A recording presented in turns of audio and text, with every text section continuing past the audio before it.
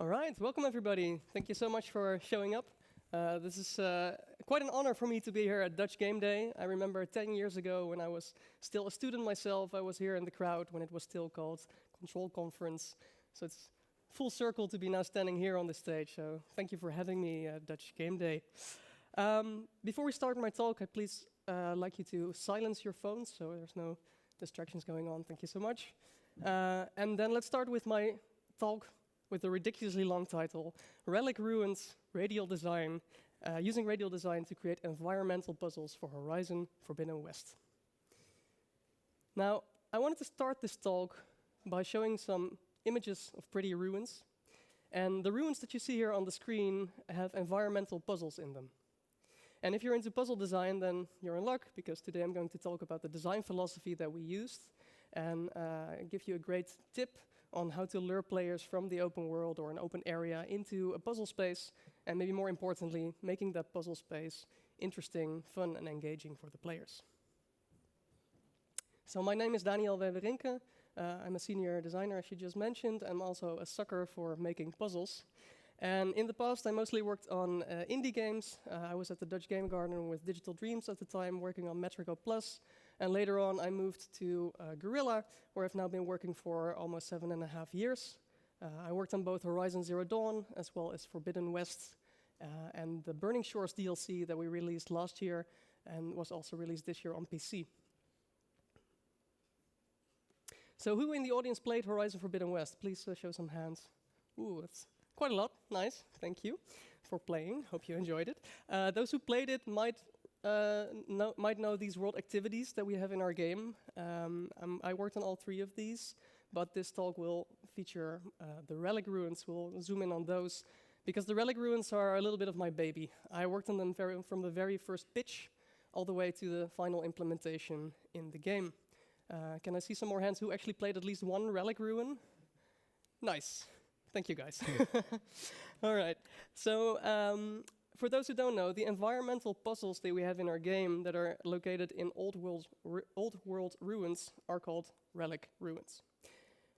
And as a player, it is your goal to reach one of these ornaments that you see all the way in the back laying there.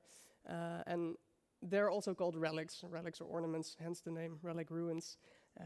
And once you do, you finish the puzzle.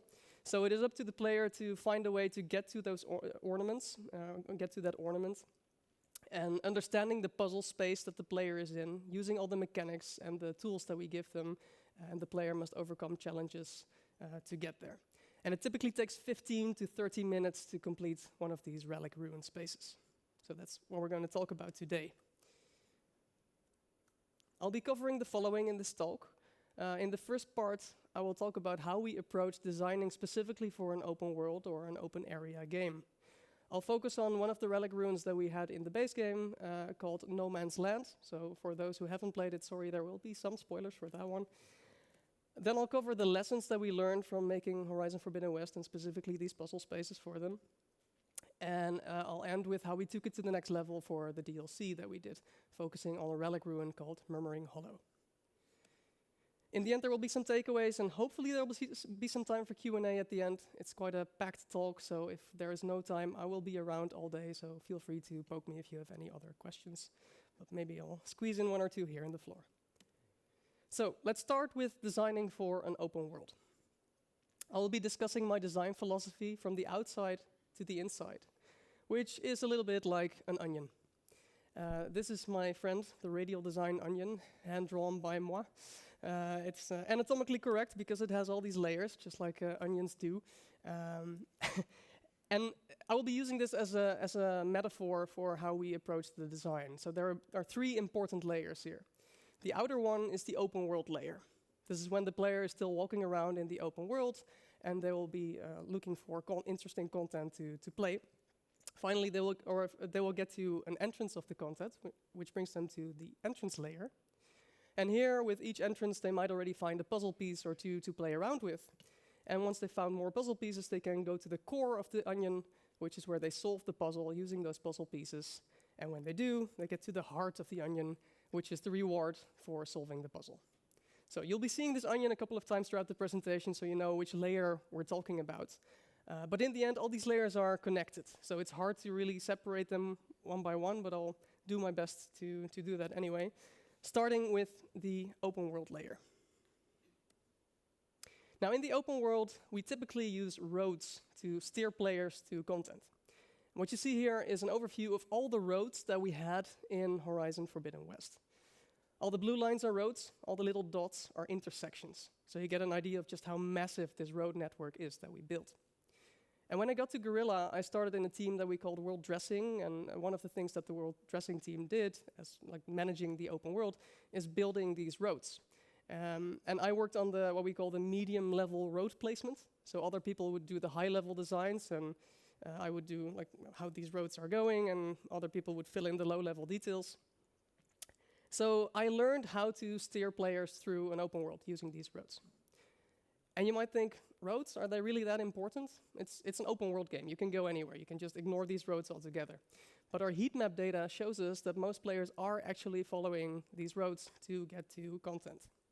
Here are some of the things that I worked on in the open world map. So I tried to use these roads to steer the players to that content in the open world layer. And of course, I wanted to apply that to these Relic Ruins as well. So I made sure to put the Relic Ruins next to roads. I created sidelines from these roads, used composition techniques like height and focus, framing, and light and dark. I always mix them up. And finally, using a parallaxing to reveal the ruins. Now, these are a lot of jargon terms, things, difficult words. So let me show you an example. Here, Aloy walks through the jungle, and all of a sudden, this relic ruin, this ruin here on the right, sparks her interest. And what you just saw in this very brief video covered all these points that I just mentioned. So there's light and dark. We made the top part of the screen lighter deliberately by placing some dark elements on the bottom side, so your attention is steered towards the lighter bit. Then the trees act as parallaxing layers. So when you're walking by, you can see the ruin getting revealed behind the trees, slowly. And finally, there's this opening on the trees that we made also very much deliberately. We removed some of the trees at a certain point, so you get a clear view of this ruin. And sometimes we would even use additional elements that point towards the ruins or other content, so we really steer the player towards a certain space, trying to create the best possible approach when the player is walking in the open world. This is a screenshot from a different relic ruin, by the way, but you get the idea. Both our artists and our designers will be using these elements to truly get that best approach that we can create. However, again, it's an open world, so we're looking at the top view here, and any approach should still be valid. And when creating a puzzle, that can be a challenge. We need to make sure that no matter which entrance or which approach a player might take towards content, it should never break a puzzle space. So that's why it was important to accommodate multiple ways in. And let me show you an example by focusing on the second relic ruin in our game, the one in No Man's Land.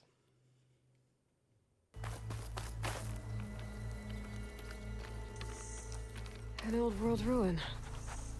Wonder what's inside.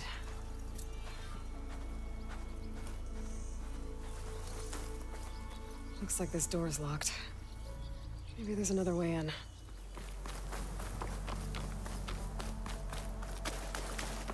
Okay, let's see what we can find around here.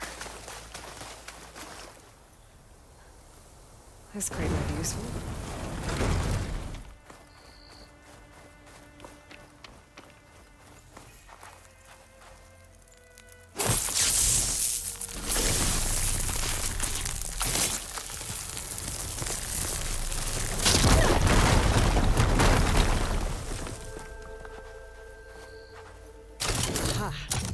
An energy cell. But it looks like it's out of power.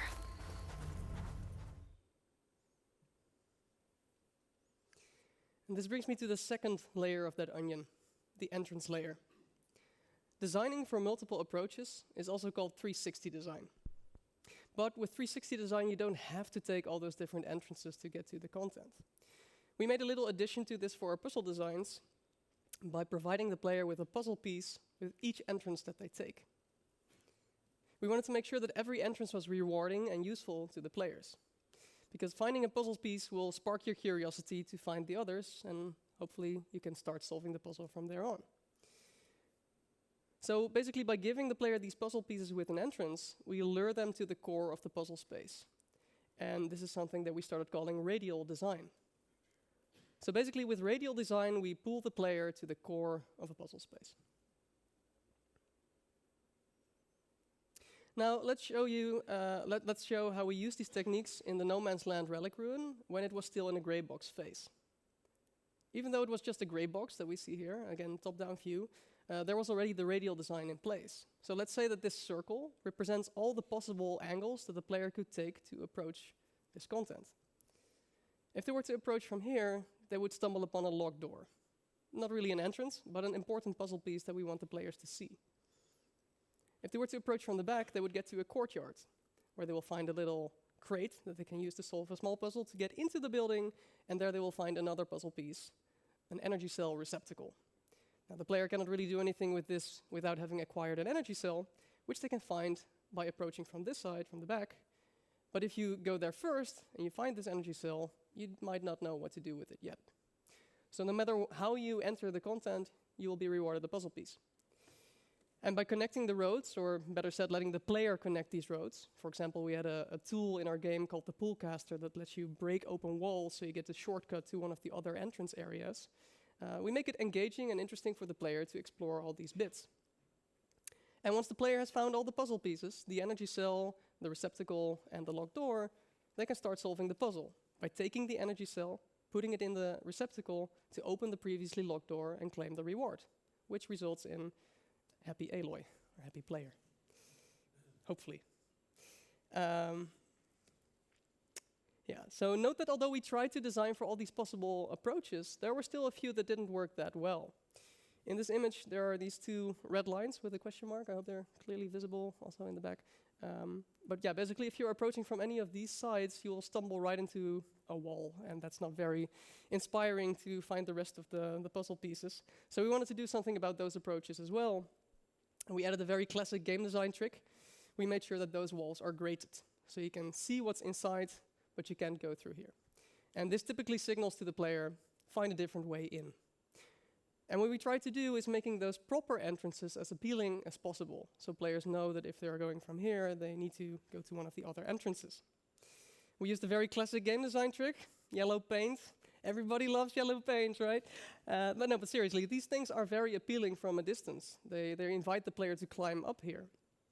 Or we use these pickups as a path, like little breadcrumbs, to lure the player to one of the other entrances that we had. Important elements in the puzzle space are always lit up well, so they can be seen from afar as well. And this all helps to lure a player in. And in our game, the player can be the detective themselves. Aloy has this focus, or a sci-fi earpiece, that she can use to scan through walls. So if the player finds one interactive object and opens the focus and sees there's more in there, then that probably inspires the player to go in. Finally, in the DLC, we even used audio to lure a player into one of the puzzle spaces. There is an ancient recording playing from this hole in the ground that quite literally invites the player to go in there. So to summarize what I mentioned so far, in the open world layer, we try to lure the player to a puzzle space using roads and approaches. Then in the entrance layer, we use the multiple ways to get into a building, 360 design.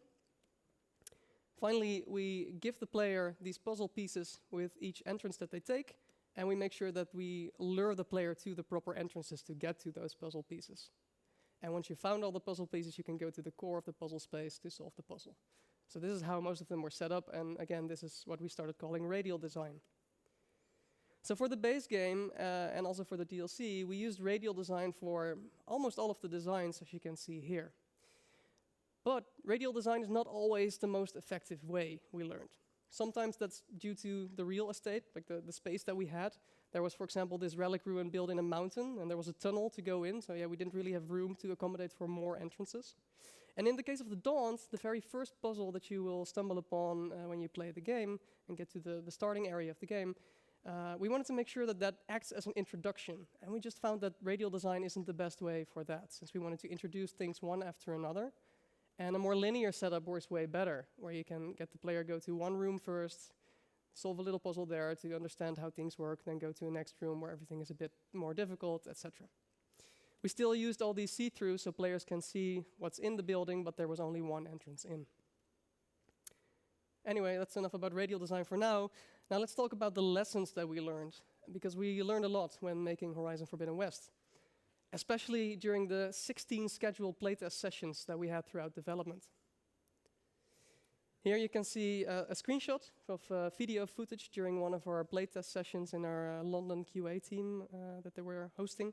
And with each playtest that we do, as a designer, I try to watch as much as possible video footage that we get to truly see if players are understanding the puzzle spaces. And puzzles are all about getting aha moments from the players. And only by watching playtesters play, I can see if they get that aha moment. And if they don't, I try to iterate on my puzzle until hopefully it works better next time. Next to watching these playtest videos, we would also get reviews from our playtesters, and we ask our QA team to bundle that and send it to us, and that could sometimes lead to interesting results. For example, we learned the importance of having a proper functional or narrative reward when solving one of our puzzles. In the early days, we would give the player this: warm socks. And as a designer, I thought that's a very obvious placeholder thing, right? You can't do anything with these warm socks in the game. It's all about the puzzle. Please rate the content. Tell us what you think. And somebody wrote, well, the puzzle was nice, but what can I do with these warm socks? 3 out of 10. Yeah, that's not very helpful if we want to know if the puzzle space itself is fun and engaging, right? So we learned that quickly we needed to do something about this, so we get proper reviews that we can analyze and work from there. So eventually we settled on these ornaments.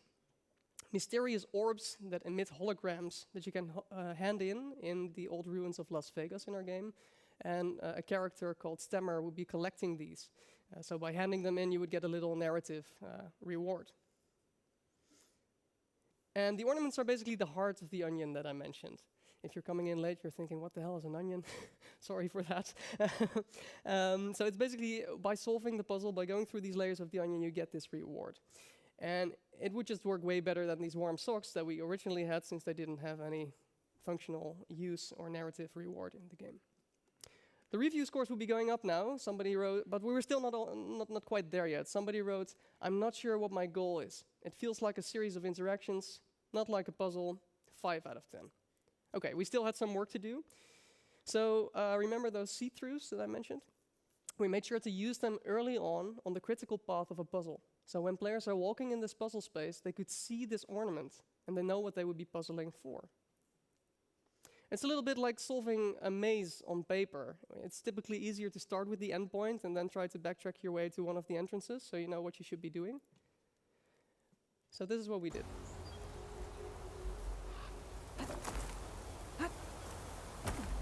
There's some kind of relic in that room. How do I get in there? So we made sure that Aloy does this little call out, mentioning the ornament that she sees. And we also adjust our quest tracker to gather the ornament. Now, note that this is the only quest tracker update that we give for the Relic Ruins. We try not to hold the player's hand too much in these puzzle spaces, because we think it's important to let the player puzzle on their own and not steer them too much. But just knowing what the reward is, what you're doing this for, is so important when making a puzzle. Suddenly, all the interactive objects in the environment now feel like parts of the puzzle that the player is trying to solve. So retroactively, we made sure that the reward would be visible when walking by, or when climbing, or when entering that tunnel relic ruin that I mentioned. The relic would just be laying there on the top. And with a clear goal in view, our playtest scores would be going up again. In the next playtest round that we did, somebody wrote, I felt really clever when solving a puzzle, 9 out of 10. Now these are the nice scores, and nice messages to read as a designer, and also when seeing the playtest footage, I can just see the enjoyment of the players. So I think the puzzle works way better now. So let's take a look what worked well in the designs. I'll focus on the second relic ruin, No Man's Land, one more time for this one. Remember, the goal here was to get that energy cell, charge it, put it in the receptacle, and open that previously locked door. However, when I was talking about that, I was mostly touching on the entrance layer of the onion. I haven't really talked about the core of this puzzle space. Because with these entrances, these are the puzzle pieces that we give the player. But there's a little bit more to it. So if the player enters the puzzle space, this is what they're facing. There's a locked door on the other side. And this is actually another locked door than the one that you could see from the outside. But when you were walking by from the outside, you might already see the ornament laying behind there throughout one of those little windows, those see-through things that we built. So when the player is getting in here, they immediately know, that's that locked door, or that behind that locked door is where I saw the ornament. And we wanted to make sure that there is a focus on this locked door when they get in. I'll get to that in a little bit. There's also an energy cell receptacle right below it, and if you slot in the energy cell, it will open the door. However, you still need to find it. So if the player uses the pullcaster to break open the wall, they can create a shortcut to one of the other entrance areas where they will find that energy cell. But the energy cell is empty. You first have to charge it up. Also, there's a crate in this space, and I'll talk about why that's important in a little bit. If we look at the other side, so where Aloy enters, there is a charger for the energy cell. And now you might think, well, that's easy. You just take the energy cell, charge it up, carry it across, plug it in, open the door, done. Bob's your uncle. But there's also water in the ruin. And in our game's fiction, if the charged energy cell hits water, it will discharge immediately.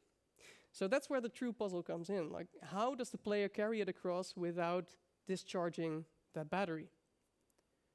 I'll get to the solution in a little bit. First, let's get back to Aloy.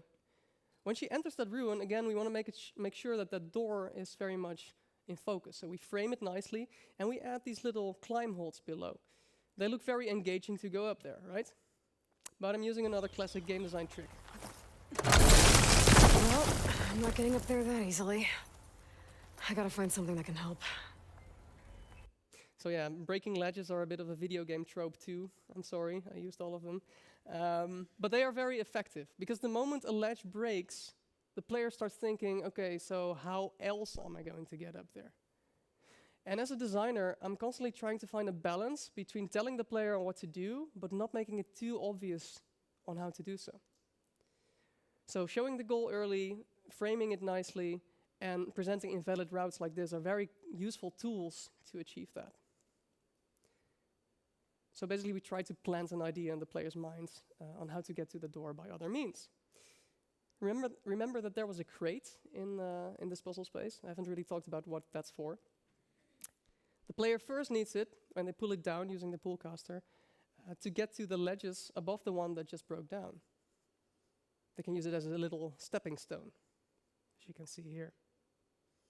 However, later in the puzzle, you can reuse that same crate as a raft to carry the energy cell with all its charge and get it safely across the water. And that's how you solve the puzzle. So if somebody here guessed it, good job. That's how you solve it. And this is also the only way to open that previously locked door, or locked doors, plural. So by adding surprises and reusing elements in a different context, like this one, that typically works really well to achieve that aha moment, that eureka effect on the player, for the player. Another thing that worked really well is using music. We telegraph the right steps if the player is taking them. For example, if they slot in that energy cell in the receptacle, once they get it across the water, the music will crescendo, giving a little confirmation to the player, this is what I should be doing. We also added some hints in the form of call-outs. Aloy could tell the players, like it subtly nudged them on what to do. And this is a tricky bit because we want the player to puzzle for themselves, so we don't immediately want to spoil the surprise. And it can, of course, be different from player to player how long they're stuck in the puzzle space and when are we okay to give hints and how subtle should these be. I hope very subtle. And we didn't really have an opt-in or an opt-out system for hints in our game. So there was some feedback that we got online, like Aloy talks a lot. We try to accommodate for that, especially in these puzzle spaces. But yeah, it can still be a challenge. And especially some generic callouts that we had in the game that are like systemically triggered, they can be very misleading in a puzzle space. For example, Yeah, that's stuck.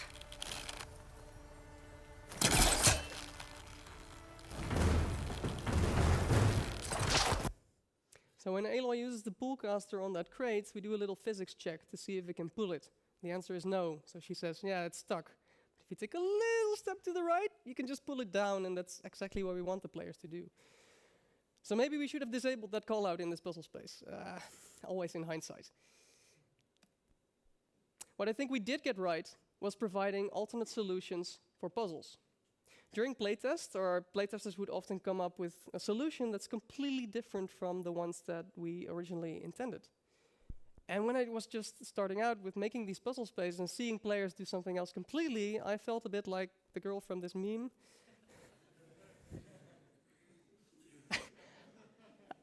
I was like, no, that's not how you should solve it. Come on, guys, let's do this differently.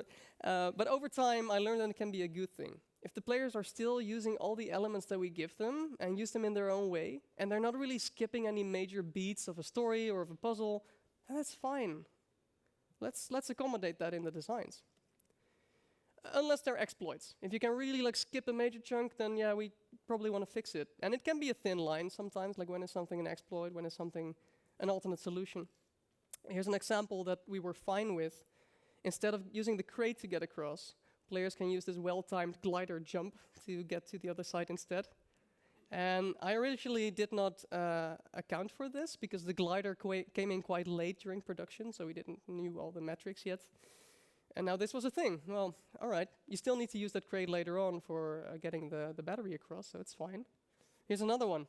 The players can use the grapple launch ability to get to the roof of the building. I'm not making this up, people were doing this. So we added the ledge there, so you can actually nicely get onto the roof. Then just walk over the roof and drop down very casually. Now you're on the other side. It's fine, let's accommodate this. However, behind that locked door, this is where the ornament was. Let's quickly get the animation back working. Made nice animations, I want to see them. There we go. So this is the room with the reward in it, and originally there was also a hole in the ceiling there. So if the players were walking over there and drop down, yeah, that's an exploit. Then you can just get the reward, you skip the entire puzzle. And it would be a bug as well, because now the player is stuck. You didn't open the doors yet, so yeah, we had to do something about this. So finally, I want to take a moment to talk about readability. When your content is still in a gray box phase, everything can read pretty nicely because you can use very nice colors. But once an art pass comes in and suddenly everything has a lot more detail, it can be quite hard to remain the readability of a puzzle space. And it can be a challenge to successfully get art around a block out, and I could make a whole presentation about that. But the key is that you want to work closely together with your artist and your lighting team and all your other teammates that are involved, and take the time to get that right. So often I would sit with the artist and maybe the lighting people in this puzzle space to walk them through how the player plays through the puzzle. Basically like how I just walked you through the puzzle in No Man's Land. Tell them what's important and make sure you collaborate, like this nice image. It's a bit like that. But the timing part that I mentioned is unfortunately not something that we always had. And I think in hindsight, I wish we had a little bit more time to get the sightlines right for the Relic Ruin in Isle of Spires, the very big one that you get all the way in the end. It can be quite hard to read the space and find all the important puzzle pieces. So maybe next time, get a bit more dev time for that. So those are some of the lessons that we learned from making the base game. Now when I started working on the DLC, Burning Shores, I wanted to take it to the next level. Players were enjoying the Relic Ruins, and I wanted to add that additional layer to truly make the content stand out. I wanted to make another puzzle space, but build an epic set-piece moment that is very memorable when the player is playing through it, and somehow get that in that puzzle space. And when I saw early concept art, where there were these volcanic shifts that we were planned for the Burning Shores, with land masses are now revealed, and now these sewer pipes are exposed, and other content or other concept art would have these trains in them. I thought, how cool would it be if those trains are in those pipes? Obviously, it won't be sewer pipes then, but like a metro tunnel. And if Aloy could steer one of these trains or something and make it dangle on the cliff of the tunnel, I thought that could be that cool, epic set-piece moment. I got some inspiration from Uncharted, one of my favorite games. I think the intro is amazing, where have that train crash scene, and I thought, how can we like horizonify this bit and make a puzzle around that? So I started sketching in my notebook what this could be, and from there, eventually, I made a little pitch video, and I have some snippets of that right here. It's very, very early work. So basically, just like before, we tried to create a puzzle with multiple entrances. However, this puzzle space is really open and quite divided between a few buildings. If you take the entrance here, there are these trains in the way, blocking your path to the ornament. And in another building, the player can find an energy cell. And but the question here is, how do you get it across? How do you get that energy cell in that train to charge it up and move it? Well, the answer is using the sun wing, so the flying mount that Aloy has. And by getting the energy cell in that train, you can charge it up and finally get to that epic set piece moment that I was talking about. It's a bit underwhelming in this video because the train just plop, goes in the water and that's it. But yeah, this could be that very memorable moment that we were striving for. And once the train is out of the way, you can go back to the tunnel and now get that ornament that was previously blocked by the train. And additionally, we would reveal more bits of the tunnel where we hit a little side quest, and I'll get to that in a little bit. However, the prototype was nice, but there was one big flaw here. In my prototype, I basically built it in a box, in a test level of mine, and I would always spawn the player from this side at the water side. You would always be approaching the tunnel and these buildings from this one angle, which is nice. I mean, we had these multiple entrances, but if we were to migrate this to the game world, where the player could be entering from all kinds of angles, it wouldn't work that well. We didn't truly take radial design into account, looking at the top view. So we wanted to do something about it, and eventually we settled on the following. We added a big hole in the ground. This is also where that ancient recording is coming from that I mentioned before, so we try to lure the player in this hole, which immediately brings them in the tunnel space with the trains. Then all of the scattered buildings, we basically made them into one big building. I think that works just better. And the big building is connected to the tunnel space now as well, which was feedback from my lead. He said, like, maybe try to make sure that the player understands that this is all one big space. And there's a broken elevator in that building, which provides the player with an invalid path again. They might think, I can take the elevator up there, but you can't, it's broken, so you have to find a different way to get up, which makes them realize that this building is part of the puzzle space as well. And by having a little chunk out of the building, we make it an interesting landmark as well, so we steer the players there. And we added a little campsite, foreshadowing that somebody else might have been in this ruin as well. So now, no matter which entrance you take, you will always be given a way to get into that puzzle space and start puzzling. But during production came a major setback. The whole train crash was cut. That was a sad day. I got an email saying it would take too much budget to get the train crash sequence with Aloy in it to work, which would not be worth it for a side activity. Sad times. However, one of our artists already started working, our animators already started working on this train crash sequence where everything would just break and collapse. And all of this hard work would be lost. Or would it? As a designer, I'm constantly trying to reflect on the scope. Not only in the beginning during the ideation of what a piece of content could be, but also during the development. I noticed that, okay, what if we could only place Aloy in that train, but only the first part of the train breaks while it's moving, so Aloy doesn't have to move along with it. And this would still require this train crash sim. However, it would reduce a lot of the scope. We wouldn't need any more custom animations for Aloy when in the train, no more code support, no more custom camera, no more environment changes when that environment art changes when that whole train makes a big crater in the ground, no more cinematic for getting out of the water, and the list goes on. So by applying this change, by only having the front part of the train breaking, we still got that epic set piece moment, I think, and we could keep everything that we originally planned. And this is how it ended up looking.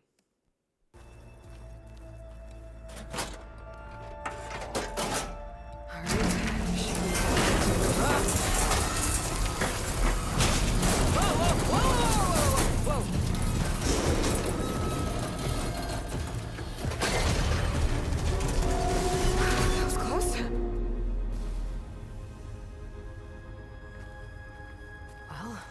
Radial's not in my way anymore. What's that sound? Hello? Is that someone out there? If so, your help would be greatly appreciated. For some reason, this wily hatch has decided to ensnare me. Sit tight. I'll find a way in. So in the Greybox version of the game, of this content, you would just pick up the ornament after crashing the train and you would solve the puzzle. However, we added this additional twist that after the train crash sequence, now there's suddenly someone behind the door. I already mentioned that now after the train is gone, there's more content to explore, and I think this moment truly made the content stand out, next to having that epic set piece moment. Because now there's this twist. You're expected to end a puzzle, a relic ruin, by getting the ornament, and now suddenly the whole ornament becomes of a side goal, kind of. You really want to free this guy. And by opening the door, you unlock a side quest with Gildan, one of the fan-favorite characters that we had in the Burning Shores. And the entire quest, and also the relic ruin beforehand, like all of that together, I think it worked out pretty well. As you can see from the comments of a live stream that we did last year, people are really liking this experience, and we're super thankful for the nice words, Horizon community. So to wrap all of this up, let's get to the takeaways. I've got 3 in total for you. First one, I recommend using radial design. Remember the onion? There it is. So radial design can work really well for both open world but also open area content. So having multiple entrances, make sure that every entrance is rewarding with a little puzzle piece, and letting the players find all the puzzle pieces to get to the core of that puzzle space. Try to plant an idea in the player's brain on where to go. It's important to have clear goals or sub-goals. Make sure that they're very well framed. Use these invalid paths if needed to steer a player somewhere, or use dialogue, for example, which can help to get the player to know what their goal is. Alternate solutions are good. Exploits, not as much. And the third point, champion your designs together. So collaborate and playtest early and often, and continuously reflect on the scope, both in the beginning as well as during production. I said there are 3, I secretly added more, but these are like the 3 key points with some sub-bullet points. That's how I cheated. If you want to make a picture, this is the moment. All right. So that's it. That's my presentation. Thank you so much for listening.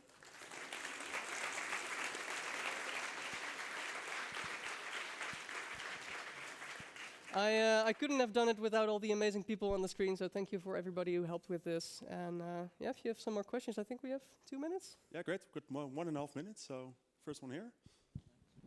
Can use this keypad, I believe. Yes, hi. So when you're evaluating playtesting, let's say there's a very strict puzzle and one person says, it's amazing, I had a eureka moment, and then another person says, it sucks, it made no sense to me. What are your steps to deal with that? Like, what kind of prioritization occurs? So I think we are looking at telemetry data of preferably a lot of players. If there's just one who doesn't like it, then yeah, of course that happens. Also, we're making a game that's not only a puzzle game. So there are always players who just don't appreciate puzzles, and we were fine with that. But if we notice more players are struggling with certain sections, then we try to massage that a little bit in and make sure that they understand where they should be going and what to do. So I don't think there's a clear-cut answer for this. Well, my question is, do you like target your audience, as in like the right amount of people are fine with the puzzle, or do you adjust based on their feedback for like a different audience? So I think we had the luxury that this is side content in Horizon, so even though the game should appeal to a big audience, since it's side content, we could go a little niche and make some really hard puzzles in there. But yeah, as I mentioned, we had those hints and other elements that we used to still provide a lot of players with the possibility of solving it. So yeah, trying to find a balance there and trying to make sure that the people who like the puzzles can proceed and that they're not too absurdly difficult. Although I think the last puzzle that we did provide a big challenge for those who like it. Okay, thank you. Thank you. We have time for one more short question, and if you have questions afterwards, please find Daniel. I'll be around. Yeah, I think he was first over there. Yeah. Okay. Oh, Yeah. nice, you got it. So you mentioned that at some point you used audio in order to lure the player into Yeah. one of the puzzle, and you specifically mentioned that it was like a voice line. I was wondering if there were also some more like subtle uses of audio in luring people in, like having a little like hum on the ornament or some machine Yeah. playing inside. Oh, definitely. Yeah. So I think this was a very clear example that I mentioned. But every ornament has a little like sparkling sound almost coming from it. So if you not only the ornament, but also a collectible that we have throughout the game that makes this little sound. So if you're walking by, you know, like, oh, there's something nearby, maybe I should investigate. And we did more of these little things, and also the confirmation that I mentioned when the player is taking the right steps in a puzzle. We try to tell them using audio. Right. Thank you. Thanks. Well, thank you, Daniel. Thank you It so was much. a great presentation. Thanks I for having learned, me. so thanks. Yeah, this was his talk. Have a great round of applause.